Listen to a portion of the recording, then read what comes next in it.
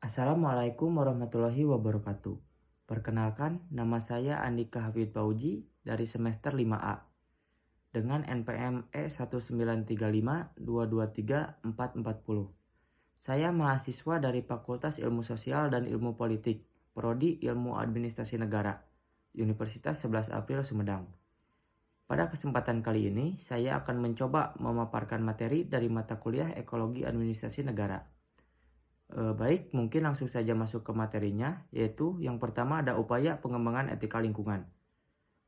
Yang pertama ada penguatan misi untuk mempertahankan keseimbangan ekosistem. Pada tahap awal, perlu adanya landasan yang kuat dalam upaya menjaga lingkungan. Landasan ini harus memiliki kekuatan yang memaksa dalam pelaksanaannya. Berkaitan dengan masalah ini, sebenarnya bangsa Indonesia sudah cukup tanggap untuk mengantisipasinya. Kemudian yang kedua ada penetapan sikap untuk memperhatikan lingkungan. Pemerintah melalui programnya menetapkan sikap dasar yang sangat memperhatikan lingkungan dalam melaksanakan pembangunan. Kemudian yang ketiga yaitu pemantapan kesadaran masyarakat dalam pengelolaan lingkungan hidup. Kesadaran dan kehidupan masyarakat yang berkaitan dengan pengelolaan lingkungan hidup telah berkembang sedemikian rupa sehingga Undang-Undang Nomor 4 Tahun 1982 UU-LH perlu disempurnakan untuk mencapai tujuan pembangunan berkelanjutan yang berwawasan lingkungan. Yang keempat ada kebijakan berwawasan lingkungan. Berkaitan dengan alam, manusia mempunyai tugas dan tanggung jawab sendiri. Manusia dikaruniai dengan akal budi yang dibutuhkan untuk menguasai dan memerintah sub-subsistem lain dalam keseluruhan ekosistem, sehingga sering bertindak sewenang-wenang. Kemudian yang kelima yaitu membangun etika lingkungan baru. Beberapa rumusan yang memuat sikap dan tanggung jawab terhadap lingkungan yaitu sebagai berikut. Poin A yaitu manusia harus menghormati alam. Poin B, manusia harus menanamkan kesadaran akan tanggung jawab khusus terhadap lingkungan lokal, agar lingkungan bersih, sehat, dan alamiah. Poin C yaitu manusia harus merasa bertanggung jawab terhadap kelestarian biosfer. Poin D yaitu solidaritas dengan generasi-generasi yang akan datang harus menjadi acuan dalam pengelolaan lingkungan.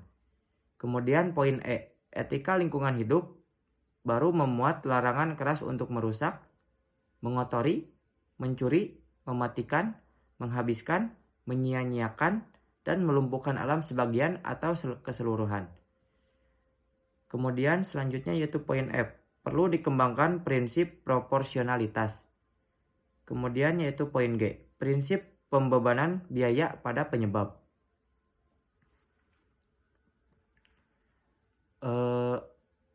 Selanjutnya yaitu materi tentang mewujudkan pembangunan yang berwawasan lingkungan. 1. Yaitu pola pendekatan filosofis.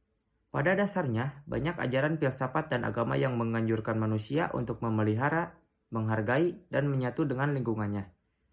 Akan tetapi, ajaran-ajaran ini belum menampakkan kekuatan yang efektif karena kerusakan alam masih terus terjadi. Kemudian yaitu ada rancangan metode psikologi lingkungan. Poin A yaitu membangun kesadaran. Poin B yaitu transfer pengetahuan. Poin C yaitu pengembangan sikap. Poin D yaitu pemberian keterampilan. Poin E yaitu partisipasi dan observasi. Poin F yaitu evaluasi dan refleksi. Yang kedua yaitu pola pendekatan ekologis. Poin A yaitu sikap teknoratis. Teknoratis merupakan keterampilan untuk menguasai sesuatu. Yang kemudian ada sikap dikotomis. Sikap dikotomis berarti melihat dan menempatkan lingkungan terpisah dari kehidupan. Sudut pandang kepentingan, sikap ini akan memunculkan perilaku tidak peduli terhadap lingkungan bahwa lingkungan adalah tempat dan sumber daya. Kemudian ada beberapa pokok persoalan manusia melihat lingkungan, yaitu sebagai berikut. Yang pertama yaitu ada cara manusia melihat lingkungan yang mempunyai dasar dan kepentingan. Kemudian yang kedua yaitu cara memanfaatkan lingkungan. Yang ketiga ada cara mengelola lingkungan dan yang keempat ada cara menyelamatkan lingkungan. Kemudian yang ketiga yaitu pola pendekatan psikologis.